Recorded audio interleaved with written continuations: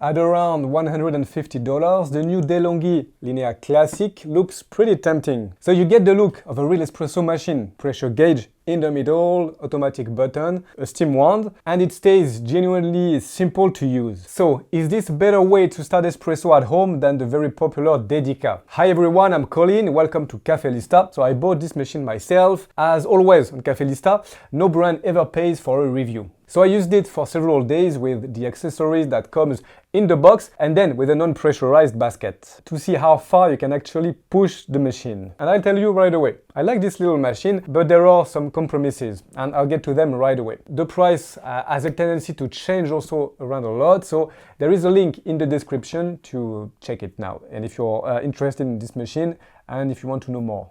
First good point, the design works. For me it's pretty well done. The look is much more classic than a Dedica, with the button on top, the pressure gauge in the center, we will talk about it again, and that metal front panel. So pretty well made. We have here the cup warmer and it gives you the impression of a slightly more serious machine than the price suggests, especially compared to the Dedica. But it's not all perfect. As soon as you start handling it, you will see where Delonghi I think tried to save some money. The machine is quite light. When you lock in the portafilter, it will move, it tends to twist or slide, so you have to hold the machine.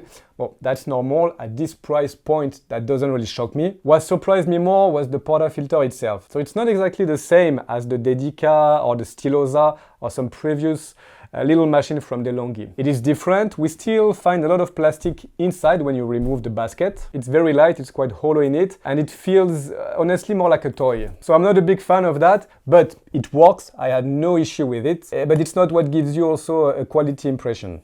So let's talk about the accessories now. We have the bare minimum, but it's okay. In the box, Delonghi gives you what you need, the minimum. We have the portafilter, 1 and 2 cup baskets. Those are pressurized baskets, I will explain that now, and that little scoop and temper combo. So I have it here. Well, it does the job, nothing crazy, but with a pressurized basket, you don't really need to temp. So that's all right. Of course, no milk pitcher, no real temper, and above all, I think what's missing is a non-pressurized basket. But let me qualify that, because this machine I think is aimed at beginner. First, for someone buying their first espresso machine, what's included is enough. I guess you have everything you need to start and to make a coffee right away. And in this idea, the pressurized basket makes sense. Very quickly, if you don't know the difference, with a standard non-pressurized basket, it's your grind, your dose, and your prep that will create the resistance for the extraction. So you need a grinder capable of fairly precise adjustment. With a pressurized basket like this one, so it's the basket itself that creates that resistance that will create that crema or that fake crema. The result is much more forgiving. That means you can use it with pre-ground coffee or a basic grinder and still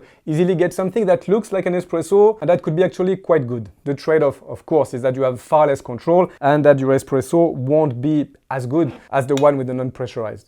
I started my test with a stock basket. I'll show you how it works. So using it is very simple. You add your coffee, you temp with that temper. You don't really have to temp, you just press it slightly on top. You lock in the portafilter in the machine, and then you pick 1 or 2 cups depending on the basket you use. The machine handles the extraction, it stops on its own, and that's it. So for the double basket, usually I count 14 grams. You can try 15, but it's not the best, so 13-14 grams. And you can also reprogram the volumes if the stock result is too long or too short.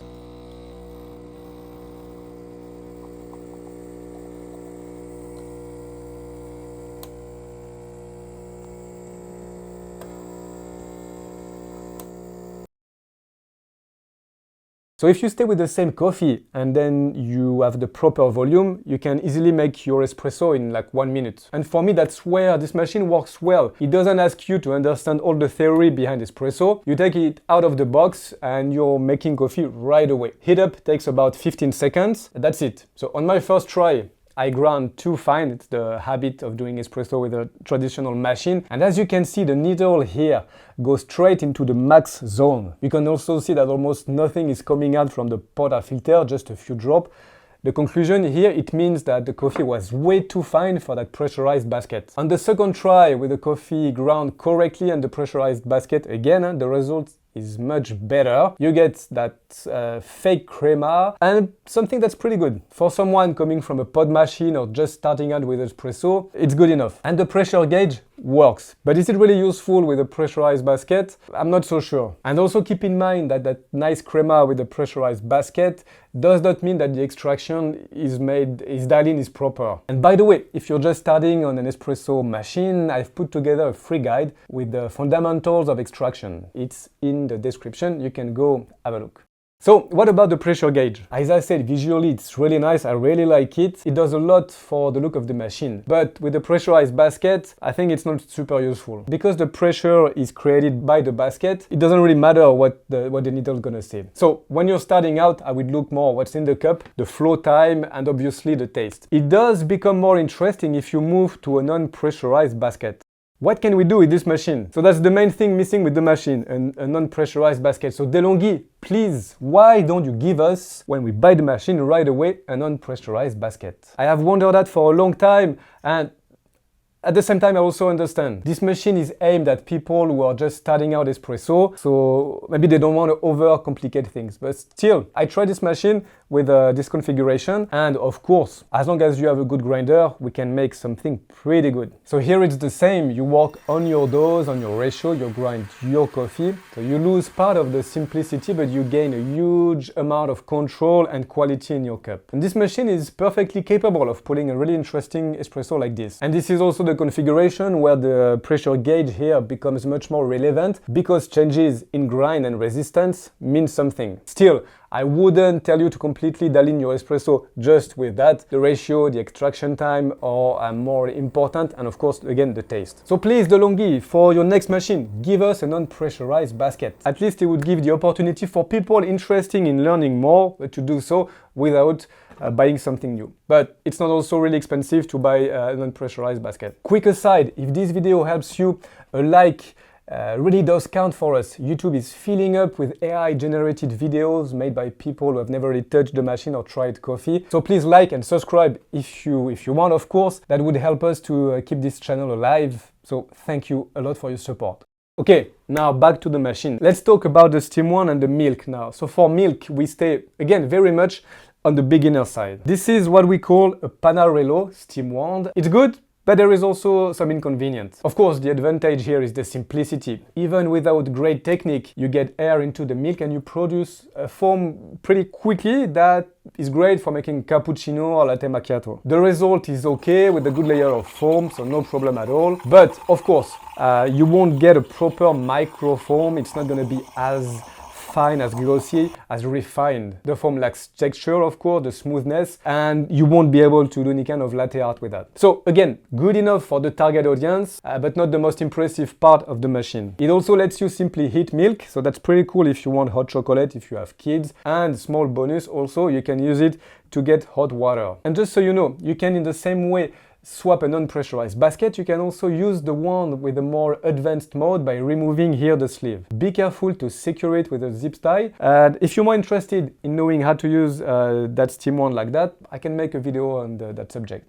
So the obvious question, why buy this De'Longhi Classic instead of a Dedica, for example? I don't think this machine is meant to really replace the Dedica. Honestly, the philosophy is extremely similar. Affordable, simple, accessible espresso machine. The Classic leans much harder into the traditional espresso look, a little bit bigger pressure gauge, much bigger water tank here. The Dedica, of course, keeps its big advantage, an extremely compact and narrow machine. As far as the espresso, it's pretty much the same. Still, if you would like a video that compares the two models, something I can do, you can leave me a comment in the description. So, what do I think of the De'Longhi Classic? In the end, this is a little machine that I like. It doesn't revolutionize cheap espresso. The portafilter, as we mentioned, is quite cheap. The build is light, the steam wand stays basic, and it's a shame that there is no non-pressurized basket in the box. But you also have to judge this machine for what I think it's trying to be. And for that price, it's pretty good looking, it's very simple to use, and it lets someone starting out to put that first espresso shot or make their first cappuccino without spending a few weeks trying to understand the grind size and the ratio. If you want to go further afterwards, you can use a non-pressurized portafilter basket. So if you're looking for a first affordable, simple espresso machine, it's a pretty interesting option. On the other hand, if your goal is already to dial in more precisely, invest in a good grinder, maybe look for something else. So what about you? What do you think at this price point? Would you rather have this kind of machine or go with something a little bit more expensive with a bigger budget? Let me know in the comments. But don't leave yet. If you liked this video, the one appearing here, I'm sure will interest you. I recommend watching it. As always on Cafe Lista, I'll hope you have a good week. I'll see you soon. Ciao.